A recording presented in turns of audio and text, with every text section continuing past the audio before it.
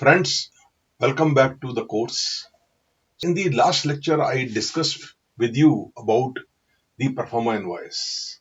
Now, I wanted to discuss with you about the commercial invoice, but I thought that before I talk to you about the commercial invoice, it is very much required that I should talk to you about the export contract.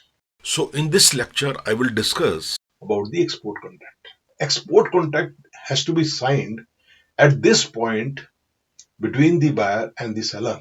Once the performer invoice proposal, which means the price, which means the packing, which means the payment terms, the method of payment, delivery terms, date of delivery, the nature of Incoterms, what will be the Incoterms conditions, all these things are discussed and agreed between the buyer and the seller. Once that is done, it means you have got the order. Many times when the business is not very big, the buyer simply signs the performa invoice if it contains all the conditions that has been agreed between the buyer and the seller, or if it has not been agreed, a new performa invoice is created that contains the final details. that has been agreed. And many times the buyer simply signs and confirms the performa invoice, and that acts as the export contract.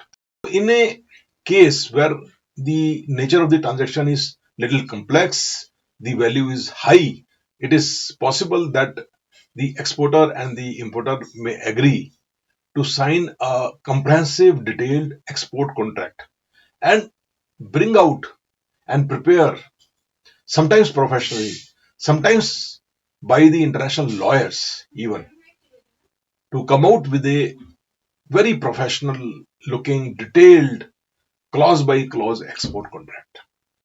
Many times it happens. So let me share with you one sample of the export contract, and let us see what are the common clauses That are there in an. international export contract. Now, let us look into this sample for educational purpose only of one sales contract that is very similar to the real life situation. And this sales contract copy as sample is also available in the resource section for your download. So you can download this sales contract and look into the different clauses and the structure of the sales contract.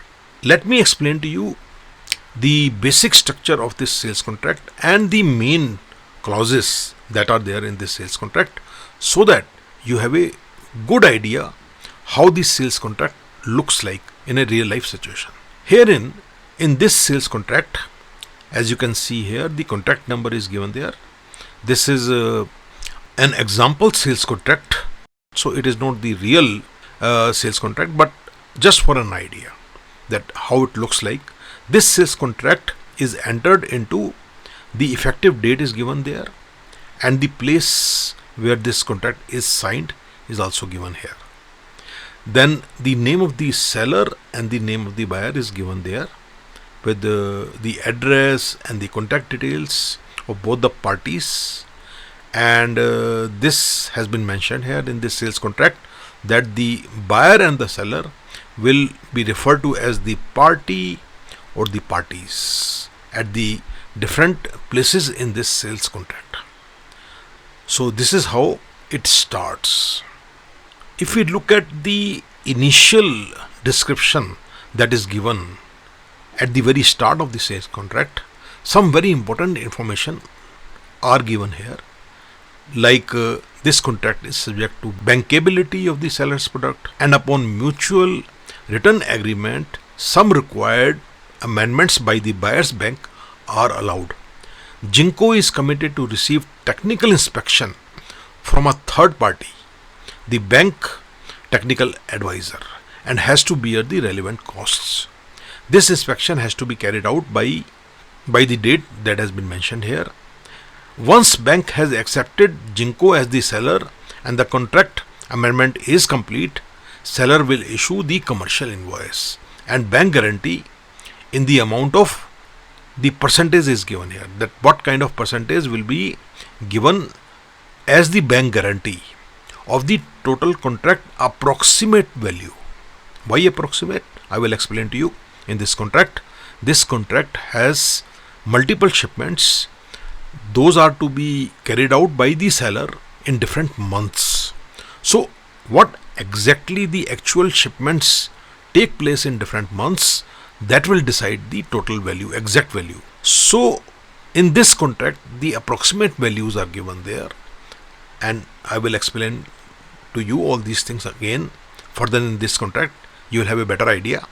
Further, it says that within 10 working days of the documents issuance, certain percentage will be given as the advance payment by the buyer. So that percentage is given here. The buyer and the seller agree to conduct the following transactions according to the terms and conditions that are given in this sales contract, and certain confidential information has been omitted from this sample. So this is how the sales contract starts.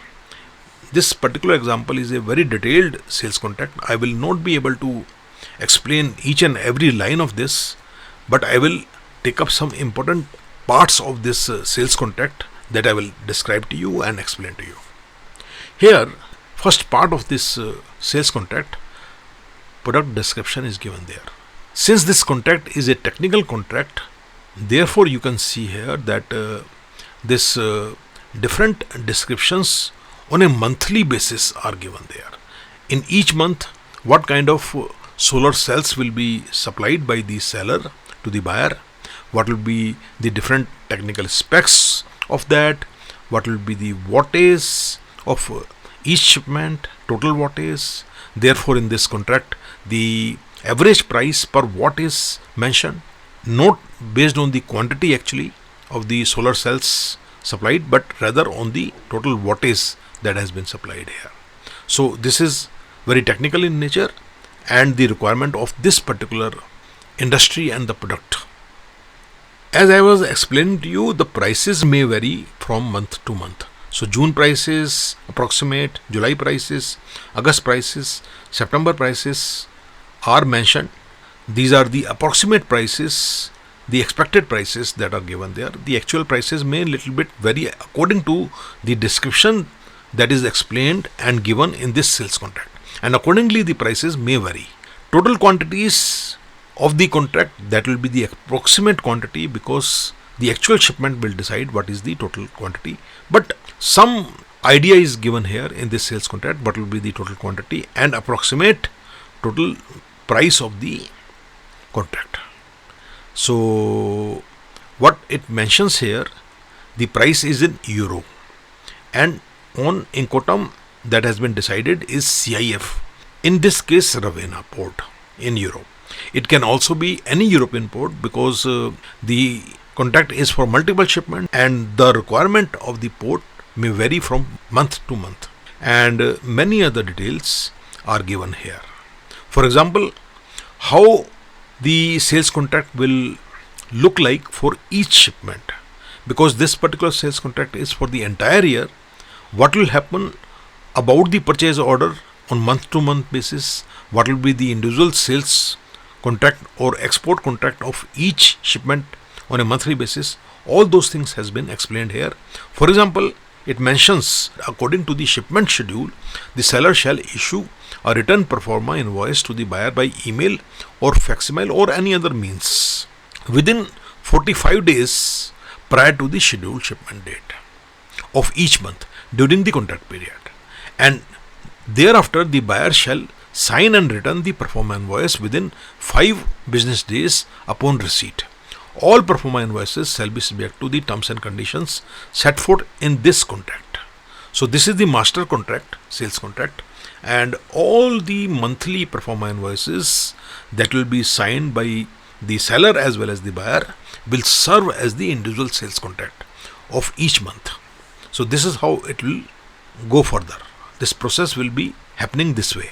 In the second clause that refers to the product technical specifications, all the technical information about the products are mentioned here, like power tolerance, maximum system voltage, and any other details.